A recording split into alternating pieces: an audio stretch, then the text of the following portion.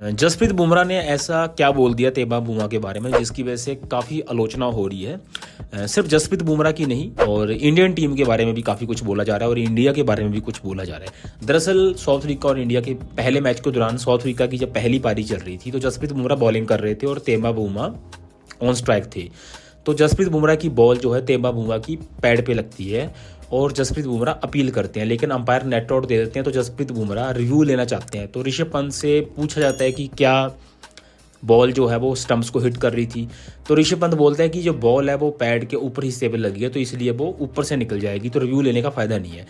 तो अब क्योंकि तेबा बुमराह की हाइट छोटी है तो जसप्रीत बुमराह बोलता है कि ये बौना भी तो है, इसकी हाइट छोटी है, तो अगर बॉल बैठ के तो अगर बॉल जो है पैड के ऊपर हिस्से पे भी लगी हुई है तो भी मोस्ट ऑफ चांस ये है कि वो स्टंप्स को हिट कर जाएगी।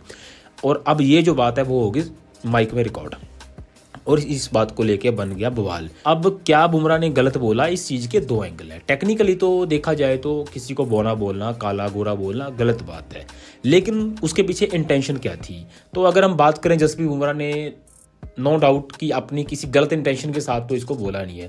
हम नॉर्मली जो रैंडमली हम घर पे बात करते हैं, इवन के जो लोग उसकी आलोचना कर रहे हैं वो भी ऐसे ही बात करते हैं कि यार वो उस शॉपकीपर से सामान लेके आना है, कौन सा वाला, वो जो थोड़ा सा टकला है, वो जो थोड़ा सांवला है, वो जो थोड़ा छोटी हाइट का है बोना है।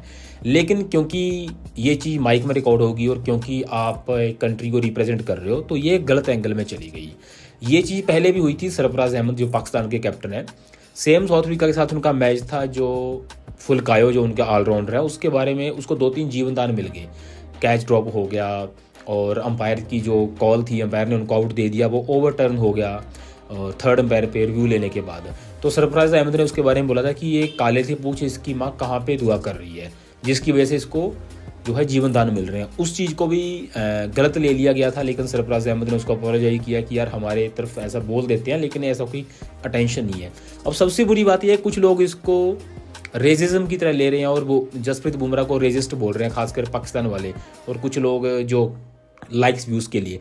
अरे भाई, रेजिस्ट का मतलब होता है एक स्पेशल किसी स्पेसिफाइड रेस को टारगेट करना, किसी को फॉर एग्जांपल अफ्रीकन पर्सन को काला बोल देना, ब्रिटिश को गोरा बोल देना। यार बोना रेजिज्म थोड़ी है, बोने को बोना बोलना ये गलत है, अनप्रोफेशनल है, लेकिन रेजिस्ट नहीं है। यार बोना तो कोई भी हो सकता है, छोटी हाइट्स तो इंडियन की भी हो सकती है, पाकिस्तानी की हो सकती है, अमेरिकन, अफ्रीकन, किसी भी हो सकती है। तो बोना बोलना नो डाउट अनप्रोफेशनल है लेकिन रेजिस्ट नहीं है। और जब आप एक कंट्री को रिप्रेजेंट कर रहे हो तो थोड़ा सा ध्यान रखना चाहिए कि आप ऐसे वर्ड्स को यूज़ ना करें, अदरवाइज जो के बिहेवियर की वजह से पूरी कंट्री को जज किया जाता है। तो ये था मेरा इस पे व्यू।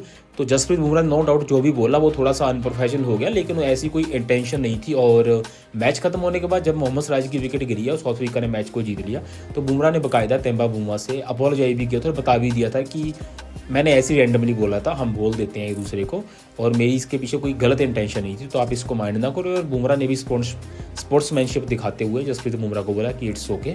तो बात खत्म। इस चीज़ को आई थिंक लाइक्स व्यूज़ लेने के लिए इसके गलत गलत एंगल बना के दिखाना इसको बड़ी गलत बात है। वो जैसी बात थी उसको वैसे ही रहने दें और दैट्स इट।